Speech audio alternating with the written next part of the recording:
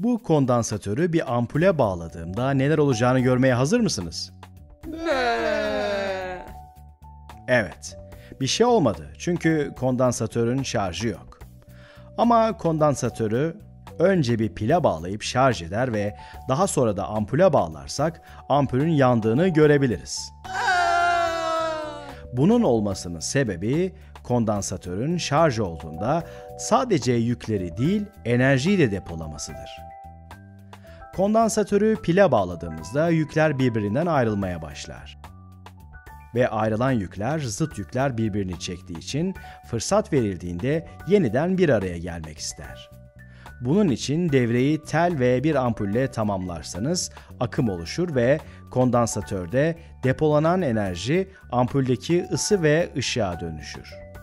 Kondansatörün şarjı bittiğinde ve artık transfer edilecek yük kalmadığında ise bu süreç durur ve ışık söner.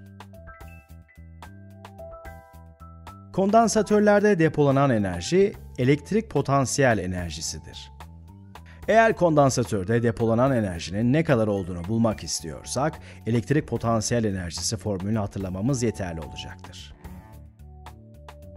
Bir Q yükü V voltajı üzerinde hareket ederse, bu yükün elektrik potansiyel enerjisindeki değişim Q çarpı V'ye eşit olur. Bu formüle bakarak şarjı Q, voltajı da V olan bir kondansatörün enerjisinin ne olacağını bana söyleyebilir misiniz? Q çarpı V. Evet, ben de öyle olacağını düşünmüştüm ama kondansatörün enerjisi 1/2 çarpı Q çarpı V olarak bulunur.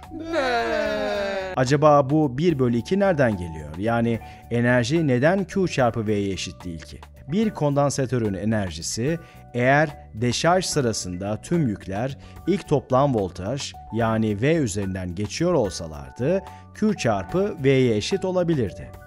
Ama deşarj sırasında tüm yükler ilk voltaj üzerinden geçmez. Aslına bakarsanız ilk voltaj üzerinden geçen tek yük ilk yüktür. Ve diğer yükler giderek azalan bir voltaj üzerinden geçmeye başlar. Bunun sebebi her bir yükün transferinin kondansatörde depolanan toplam yükü azaltması ve yükü azalan kondansatörün voltajının da düşmesidir. Bu noktada kapasitenin kondansatörde depolanan yük bölü kondansatörün voltajı olduğunu hatırlatmak istiyorum. Zaten yük azaldığında voltajın azalmasının sebebi de budur. Yükler transfer edildikçe voltajın ilk voltajın 3/4'üne eşit olduğu bir noktaya gelinir. Biraz daha beklerseniz bu 1/2V'ye sonra da 1/4V'ye düşer ve son olarak da kondansatörde yük kalmadığı için son yük hemen hemen 0,1 voltaj üzerinden transfer edilir. Elektrik potansiyel enerjideki bu düşüşleri birbiriyle toplarsanız kondansatör enerjisindeki toplam düşüşün kondansatördeki ilk yük olan Q çarpı kondansatörün ilk voltajının yarısına eşit olduğunu bulursunuz. 1/2'nin orada olmasının sebebi tüm yükün ilk voltaj olan V üzerinden geçmesi değildir. Tüm yükler ilk voltajın ortalama olarak 1/2'si üzerinden geçerler. Kondansatörde depolanan yüke herhangi bir anda bakıp bunu o anda kondansatörün voltajı ile çarpıp 2'ye bölerseniz o belirli andaki kondansatörde depolanan enerjiyi bulmuş olursunuz.